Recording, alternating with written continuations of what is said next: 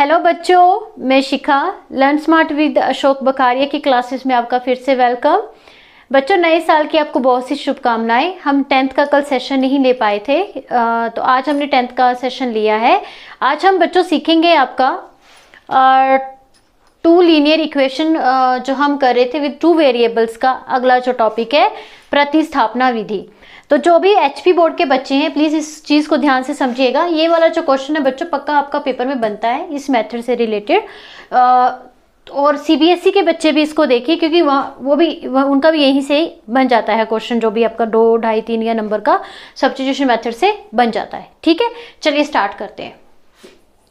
तो अगर हम थोड़ा सा पिछला रिमाइंड करें तो जो हमने पिछला सेशन जो लिया था उसमें हमने ये सीखा था कि जब भी हम टू लीनियर इक्वेशन लिखते हैं विद टू वेरिएबल में तो उसको हम ग्राफ में कैसे प्लॉट करते हैं, यही सीखा था हमने। ठीक है, मैंने दोनों तरीकों से बताया था कि हिंदी मीडियम में भी बताया था, इंग्लिश मीडियम में भी बताया था कि किस तरीके से ग्राफ के अंदर उसको रिप्रेजेंट करते हैं। ठीक है, बट आज जो हम करेंगे इसी को ही आगे कंटिन्यू करेंगे। मींस कि इसी तरीके की इक्वेशंस आपको दे रखी होगी। जैसे कि अगर मैं बात करूं तो हमारा जो ग्राफ है, ग्राफ का जो तरीका है, ग्राफ के अंदर भी हम क्या निकालते थे, एक्स एंड वाई की वैल्यू। ठीक है, ग्राफ के अंदर भी हम क्या निकालते थे, एक्स एंड वाई की वैल्यू। और ये जो सब्स्टिट्यूशन मेथड है इसमें भी हम क्या निकालेंगे, एक्स एंड वाई की वैल्यू। ये अलग एक मेथड है, ये मैं बात कर लूँ तो ये आपका सेकंड मेथड है। ठीक, चलिए करें शुरू। बहुत सिंपल सा है, आपको नाम से ही पता चल गया होगा कि सब्स्टिट्यूशन का क्या मीनिंग है कि एक जगह से दूसरी जगह में डाल देंगे, देखेंगे आंसर क्या बनता है। फॉर एग्जाम्पल मेरे पास में कोई क्वेश्चन ले लेते हैं। चलिए क्वेश्चन में सिंपल सा लूंगी ताकि आपको सिंपल तरीके से समझ आ जाए। ठीक है, ये मैंने लिख दिया 5। तो ये एक आपकी रैखिक समीकरण है दो चरों के साथ। ठीक है, एक लीनियर इक्वेशन है टू वेरिएबल के साथ में। एक और चाहिए, चलिए ले लेते हैं x plus 4y is equal to 6 ले लेते हैं। क्लियर बात बच्चों, इसको नंबर हम डाल देंगे 1 एंड इसको नंबर डाल देंगे 2। ठीक है जी, प्रतिस्थापना विधि के अंदर क्या रहता है, या तो आप 1 से या तो आप 2 से वैल्यू निकालते हैं और उसको 1 या 2 में पुट करके उसका आंसर फाइंड आउट करते हैं। ये आपकी मर्जी है कि आपको 1 से निकालनी है या 2 से निकालनी है। ठीक है, तो सबसे पहले हम क्या लिखते हैं, समीकरण 1 से। समीकरण 1 से बच्चों आपने क्या करना है, x की वैल्यू निकालनी। क्या निकालनी है, x की वैल्यू। कैसे निकालेंगे, 2x plus 3y is equal to 5, इस तरीके से लिखा है। ठीक है, हमें क्या निकालना है, x निकालना है। x को यहीं पे रहने दीजिए, जो भी एक्स्ट्रा जो है उसको हम इक्वल के दूसरी तरफ ले जाएंगे। एक्स्ट्रा क्या है, 3y है। Then 2x is equal to 5 plus की कन्वर्ट हो गया माइनस में आ जाएगा एंड माइनस 3y। ठीक है, जो यहाँ पे प्लस दूसरी तरफ माइनस, जो यहाँ पे मल्टीप्लाई दूसरी तरफ डिवाइड, जो यहाँ पे डिवाइड वो दूसरी तरफ मल्टीप्लाई, उल्टा चलेगा।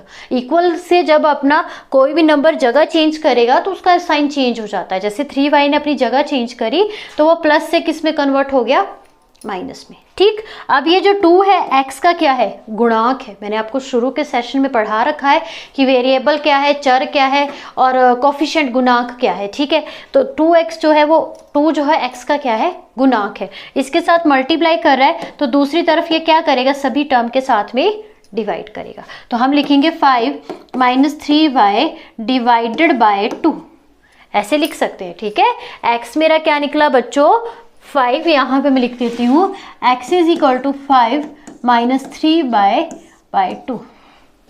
यहाँ तक समझ आया हमारे पास में। हम आप चाहो तो समीकरण 2 पे भी ऐसा कर सकते हो, समीकरण 2 से भी x निकाल सकते हो। जरूरी नहीं है कि 1 से निकालना है, बस ये ध्यान रखना है कि 1 से निकाल के 2 में भरना है, 2 से निकाल के 1 में भरना है, उल्टा चलना है। ऐसा नहीं है कि 2 का निकाल के 2 में भर देंगे तो कभी आंसर नहीं आएगा, अब वहीं पे उलझे रहोगे। अगर आप 2 से x की निकाल रहे हो तो आपको वो 1 के अंदर पुट करनी है, अगर आप 1 से x निकाल रहे हो तो वो आपको 2 में पुट करनी है।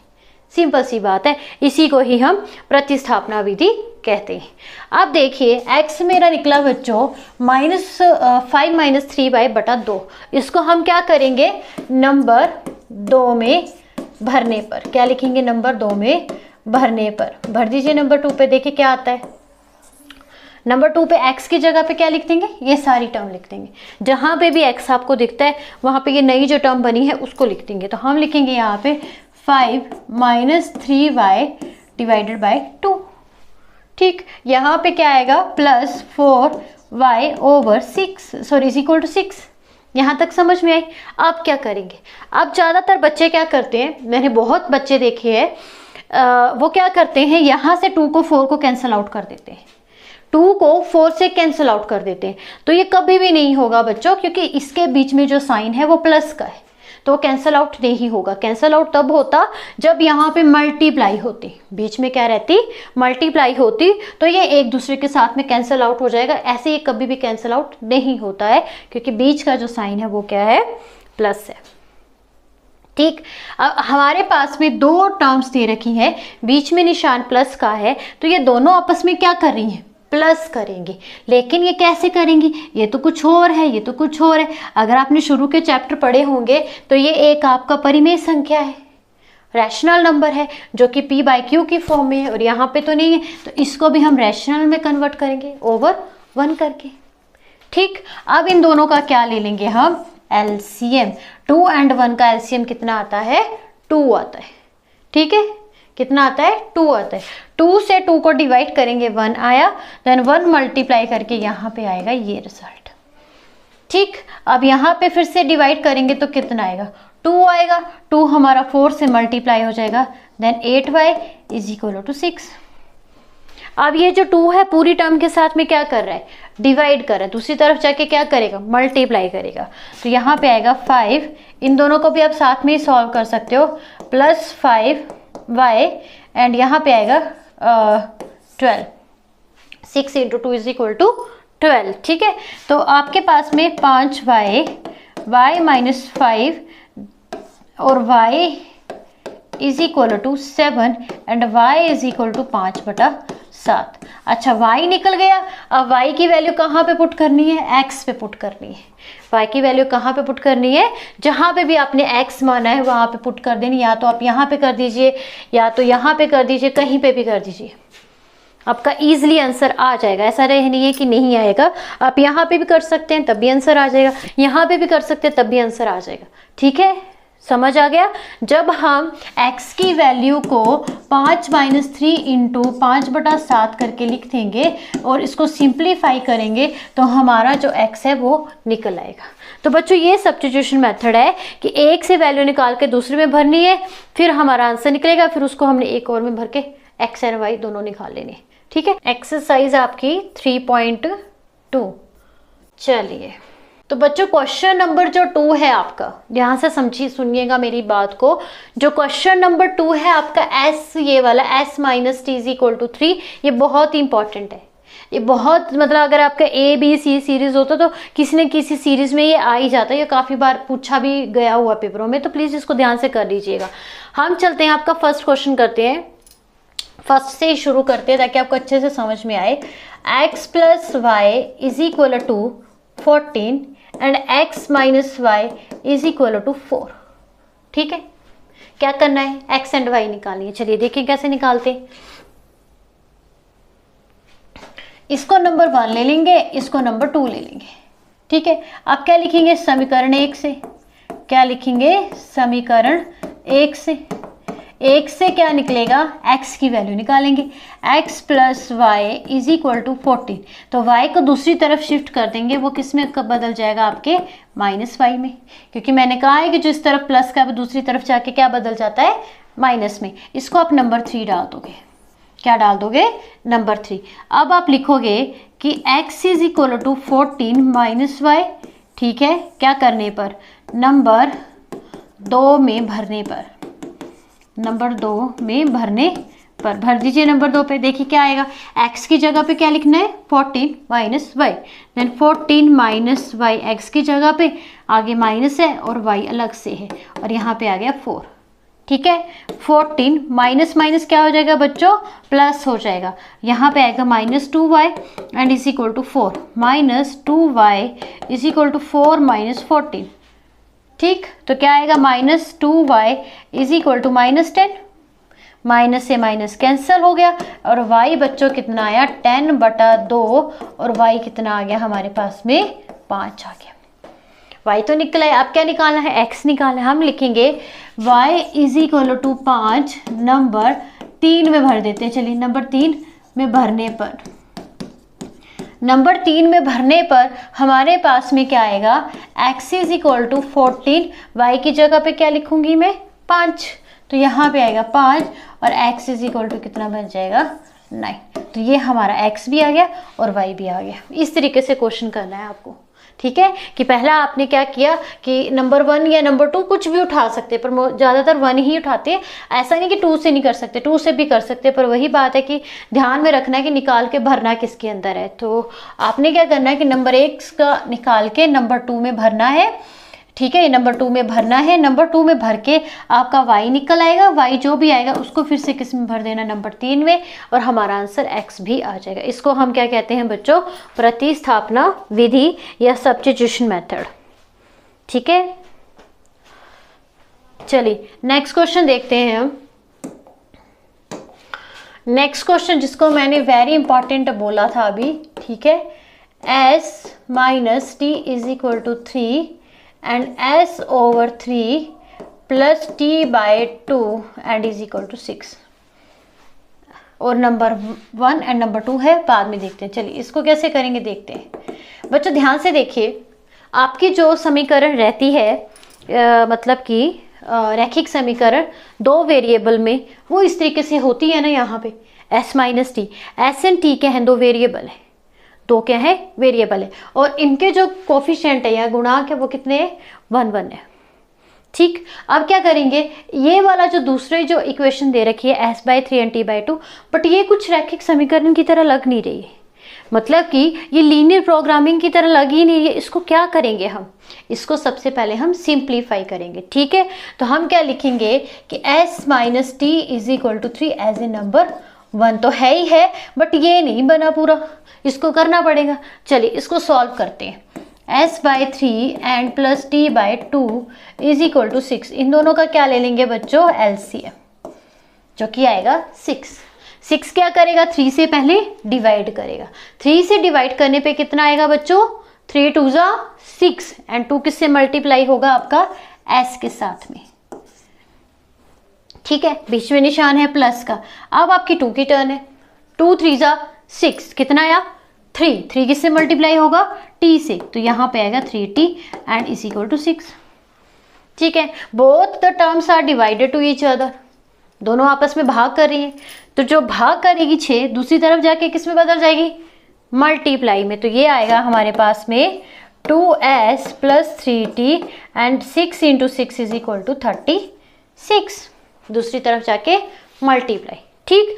अब देखिए क्या ये लीनियर प्रोग्रामिंग या लीनियर इक्वेशन की तरह बन गई है, 2 वेरिएबल में बन तो गई है, ऐसी तो होती है। तो इसको हम क्या डाल देंगे, नंबर 2। अगर आपके पास में कोई भी इक्वेशन जैसे इस फॉर्म में लिख रखी होगी, तो सबसे पहले आपने उसको सिंप्लीफाई करना है, इस पैटर्न में लेके आना है, फिर आपने अपना मेथड लगाना है, सिंपल सी बात है। तो सबसे पहले हमने उसको सिंप्लीफाई कर लिया, 36 बना लिया। अब हम क्या लगाएंगे, आपका मेथड, ठीक। क्या मेथड था हमारा, हम क्या करेंगे यहाँ पे बच्चों, चलिए नंबर 1 से क्या लिखेंगे, from the number 1, from the number 1, ठीक है। देन वी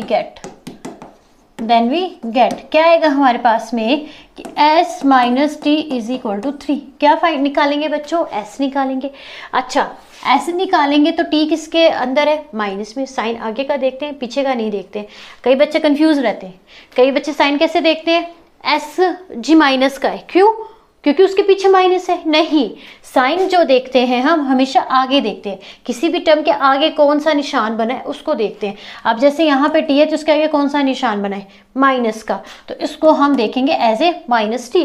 तो दूसरी तरफ ये माइनस किस में बदल जाएगा बच्चों, प्लस में, ठीक है। ये किस में आ जाएगा, नंबर 3 में, ठीक है। अब क्या करेंगे, पुट नंबर 3 इन नंबर 2 कर दीजिए, नंबर 2 में पुट, नंबर 3 किस में पुट करेंगे, नंबर 2 में।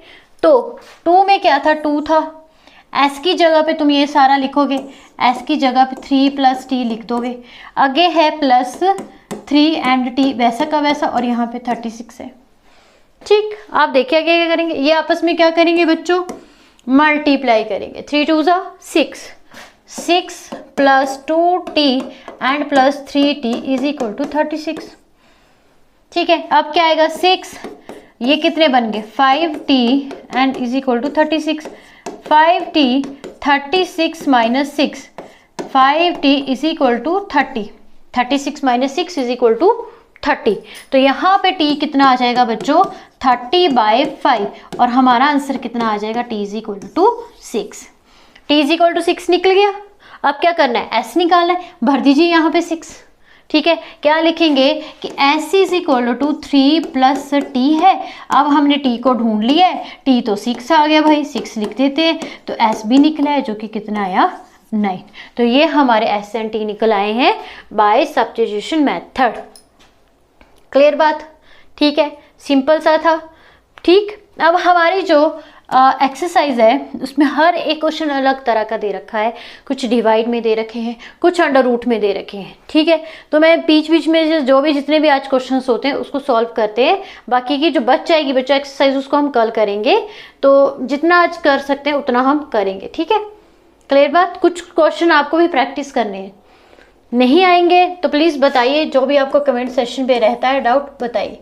हम ले रहे हैं आपका 4th question, 0.2x plus 0.3y is equal to 1.3 and 0.4x plus 0.5y and is equal to 2.3।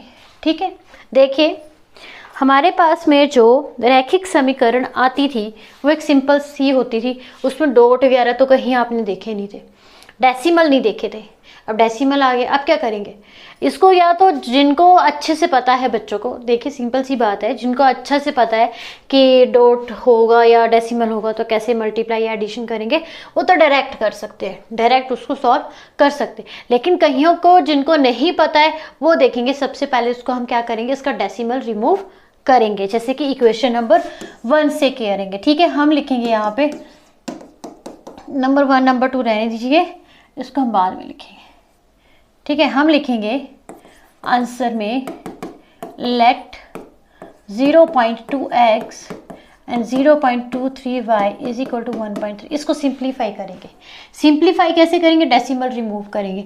यहाँ पे आएगा 2, डेसिमल का कितना बन लगता है बच्चों 1, जो ये डॉट होता है इसका वैल्यू 1 रहता है, और उसके अंदर आगे कितने डिजिट है उतनी हम 0 लगा देते हैं यहाँ पे। जैसे ये डॉट है जिसका 1 लगे, इसके आगे कितने डिजिट है 1 है, तो 0 कितनी लगेगी 1 लग जाएगी। यहाँ पे साथ में क्या लिख लेंगे x, फिर उसके बाद प्लस, फिर से आपका 3 है, डॉट का क्या लग जाएगा 1, और इसके आगे कितने अंक है 1 अंक है, तो 1 0 लग जाएगी।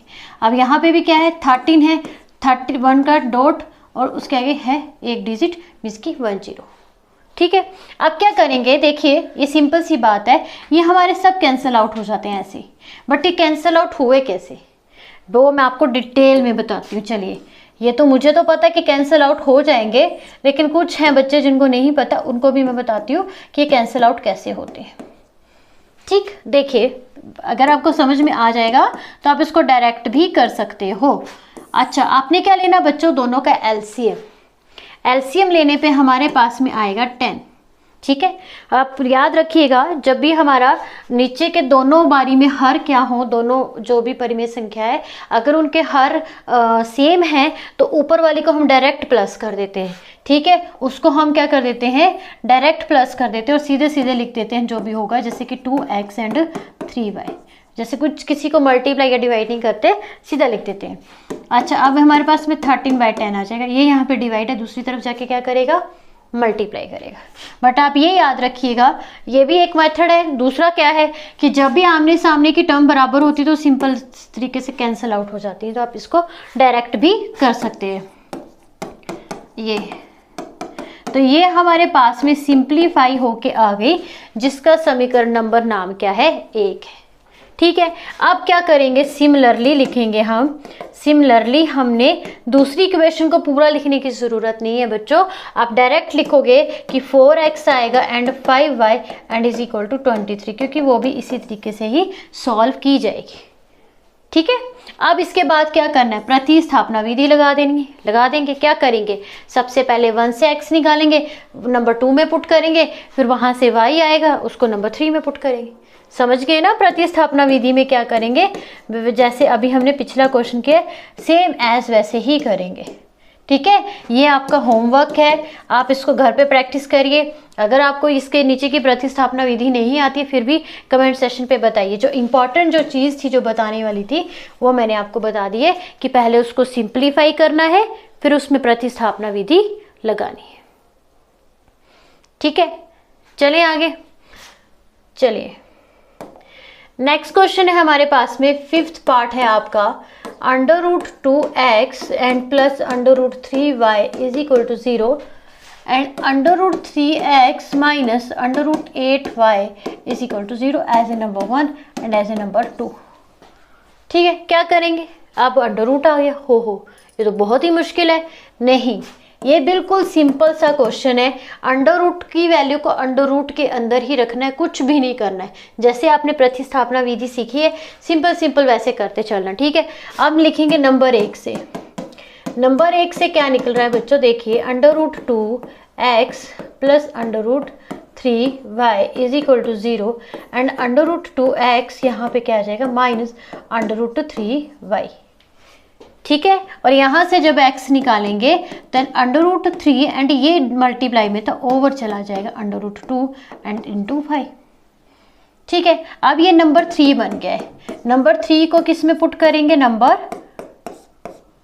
2 में। नंबर 3 को नंबर 2 में भरने पर 2 में नंबर भरने पर x की जगह पे आप क्या लिखोगे, माइनस √3 ओवर √2। ठीक है, इंटू y भी है बच्चों, साथ में y है, and minus √8 into y is equal to 0। इसको सॉल्व कर लीजिए, ये बन जाएगा आपके पास में -3/√2 dot y and minus √8 y is equal to 0 over 1। Taking LCM लेंगे तो √2 आ जाएगा, फिर यहाँ पे क्या बनेगा, -3 into y and -8 √2 into y is equal to 0। दूसरी तरफ जाके 0 बन जाएगा। Then -3y minus √16y is equal to 0। और ये आपको पता है कि 16 का रूट क्या रहता है, 4 रहता है, आप डायरेक्ट भी लिख सकते हो। Then -7y is equal to 0 and y is equal to 0। y 0 आएगा तो x ऑटोमेटिकली 0 आएगा। जब आप इसको 0 से मल्टीप्लाई करोगे तो 0 ही x आएगा। ठीक है बच्चों, x is equal to √3 minus में था √2 into 0, then x is equal to 0, ये आंसर आ जाएगा। ठीक, ये था हमारा सब्स्टिट्यूशन मेथड कि कई बार आपको जैसे x या y की वैल्यू निकालने को दी जाती है, कई क्वेश्चंस आपके स्टेटमेंट से भी होकर आते हैं, बट फिर भी वहाँ पे ये मेथड चलता है। आपको पता नहीं होगा कि x एंड y कैसे निकालेंगे, तो ये आपको सीखना ही पड़ेगा। कोई ऑप्शन नहीं है कि आप इसको स्किप कर दें या छोड़ दें, तो इसको सीखिए। अगर कोई भी आपको डाउट या समस्या रहती है तो आप हमसे उससे पूछिए कि ये नहीं आ रहा है। कमेंट सेशन पे प्लीज़ हमें कमेंट करके भी बताइए कि आपको कैसा समझ में आ रहा है, या कुछ हमें अगर चेंजेस आपको लग रहे हैं कि चेंजेस करने हैं जिससे कि हमें अच्छे से और बेटर तरीके से हम पढ़ा सकें, तो हमें वो भी बताएं। ठीक है, तो बच्चों आज के लिए इतना ही। ठीक, कल हम इसी सेशन इसी एक्सरसाइज के कुछ क्वेश्चंस जो है वो करेंगे, जो भी करने वाले हैं। कुछ स्टेटमेंट के क्वेश्चंस लाएंगे, ठीक है, कुछ स्टेटमेंट के क्वेश्चंस होंगे, और जो भी मुझे अलग तरह के लगेंगे, जो मतलब मुश्किल लगते हैं अलग तरह के, जो समझाने वाले हैं, वो हम कल डिस्कस करेंगे। ठीक, तो बच्चों आज के लिए इतना ही। प्लीज़ चैनल को लाइक कीजिए, शेयर भी कीजिए और सब्सक्राइब भी कीजिए ताकि और भी वीडियोस आप तक पहुंच सके। आई होप आपको वीडियो भी अच्छी लगी होगी आज की। तो बच्चों आज के लिए इतना ही। Thank you.